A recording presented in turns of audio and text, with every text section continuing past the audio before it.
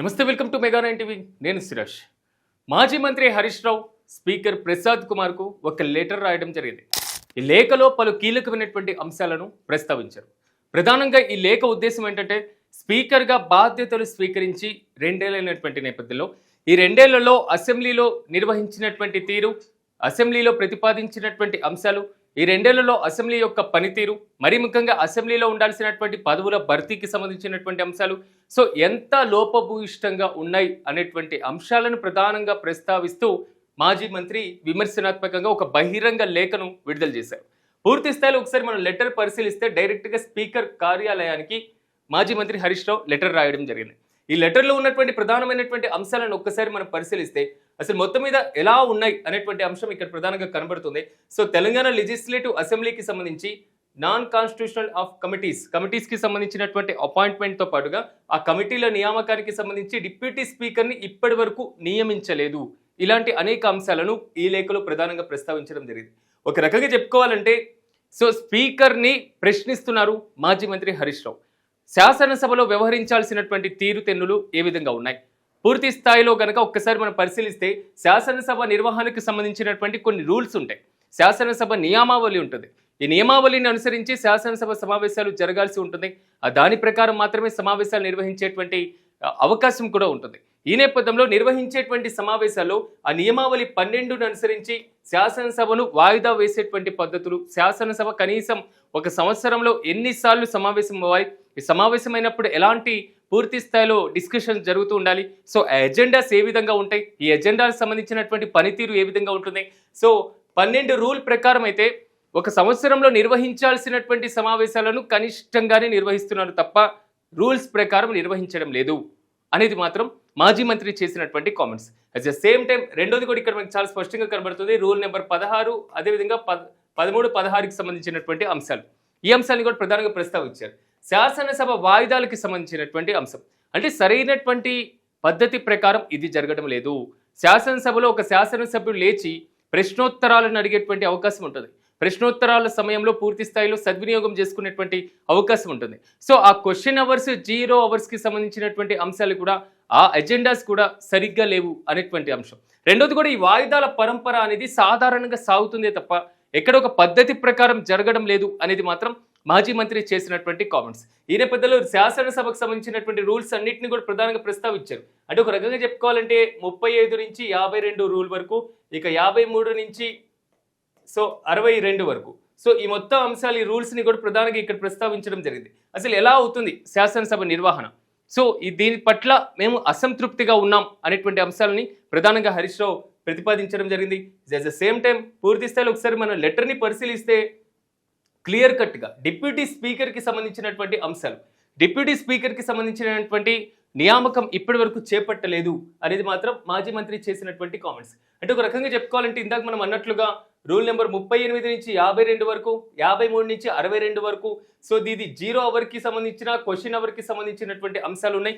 So వీటికి సంబంధించి ఎక్కడ క్లియర్ కట్గా ఒక పద్ధతి ఉండడం లేదు. At the same time rule number 16కి సంబంధించి సభను వాయిదా వేసేటువంటి అంశం, 13కి సంబంధించినటువంటి టైమింగ్స్కి సంబంధించి సిట్టింగ్స్ అండ్ రూల్స్, అంటే శాసనసభ సమావేశానికి సంబంధించినటువంటి అంశాలను కూడా ఇక్కడ ప్రధానంగా ప్రస్తావించడం జరిగింది. సో పూర్తి స్థాయిలో రూల్ నెంబర్ 38ని కూడా క్వశ్చన్ చేయడం జరిగింది.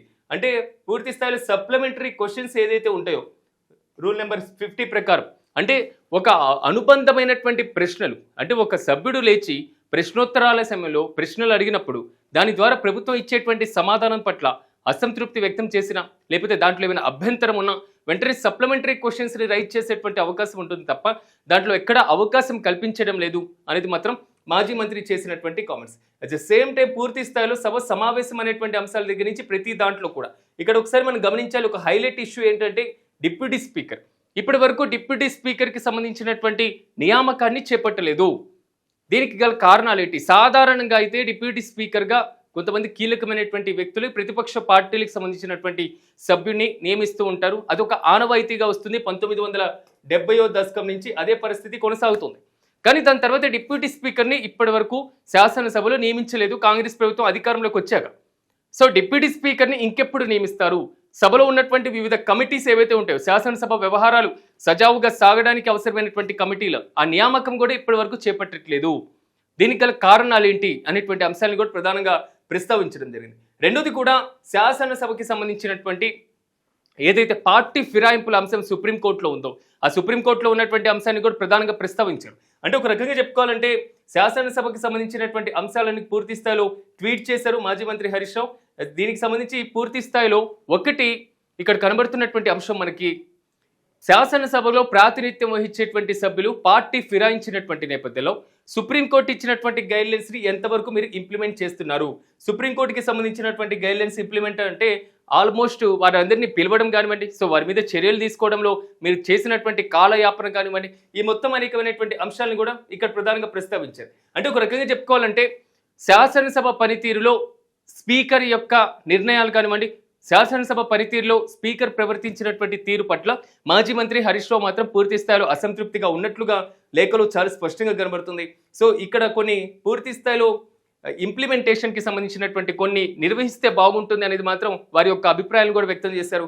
ఒక రకంగా చెప్పుకోవాలంటే ఒక 30 రోజుల పాటు వర్కింగ్ డేస్ని శాసనసభ పనిదినాల్ని పూర్తి స్థాయి సంవత్సరంలో ఒక 30 రోజుల పాటు నిర్వహించాలనేది మాత్రం ఇక్కడ చేసినటువంటి comments. At the same time deputy స్పీకర్ని నియమించడంతో పాటుగా పార్టీ ఫిరాయింపుకు సంబంధించినటువంటి ఎమ్మెల్యేలకు సంబంధించి కూడా త్వరితగతిన నిర్ణయం తీసుకోవాలి అనేది మాత్రం ఇక్కడ క్లియర్ కట్గా వినబడినటువంటి అంశం. సో పూర్తిగా ఒక్కసారి కనుక మనం లెటర్లో పరిశీలించినట్లయితే ఆల్మోస్ట్ దీనికి సంబంధించినటువంటి అనేక అంశాలు కూడా పరిగణలోకి రావడం జరిగింది. వీటితో పాటుగా అంటే హౌస్ కమిటీల ఏర్పాటు కానివ్వండి, లేకపోతే డిప్యూటీ స్పీకర్ ఎంపిక కానివ్వండి, సంవత్సరంలో 30 రోజుల పని దినాలకు సంబంధించి కానివ్వండి, సభ హుందాగా నిర్వహించేటువంటి బాధ్యతకు సంబంధించినటువంటి అంశాలు కానివ్వండి, సో ఇలాంటి అన్నింటినీ కూడా క్లియర్ కట్గా మాజీ మంత్రికి చెప్పడం జరిగింది. అంటే ఒక రకంగా చెప్పుకోవాలంటే శాసనసభ యొక్క స్పీకర్ యొక్క పనితీరును మరింత మెరుగుపరుచుకోవాలనేది మాత్రం కొంతవరకు విమర్శనాత్మకంగా చెప్పడం జరిగింది. ఈ 2 ఏళ్ల కాలంలో జరిగినటువంటి లోపాలు ఏదైతే ఉన్నాయో ఆ లోపాలని ఎత్తి చూపడం జరిగింది. అట్ ద సేమ్ టైం శాసనసభ నిర్వహణకు సంబంధించినటువంటి నిబంధనలు ఏ విధంగా ఉన్నాయి, ఆ నిబంధనల అనుసారం శాసనసభ జరుగుతుందా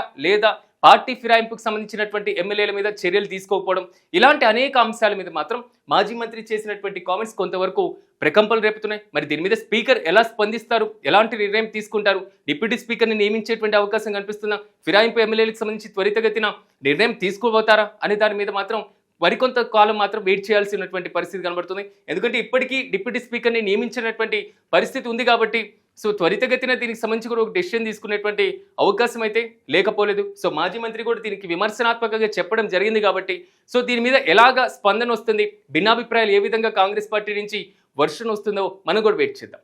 సో మరో అంశాలతో మళ్ళీ కలుద్దాం. చూస్తూనే ఉండండి మెగా 9 టీవీ.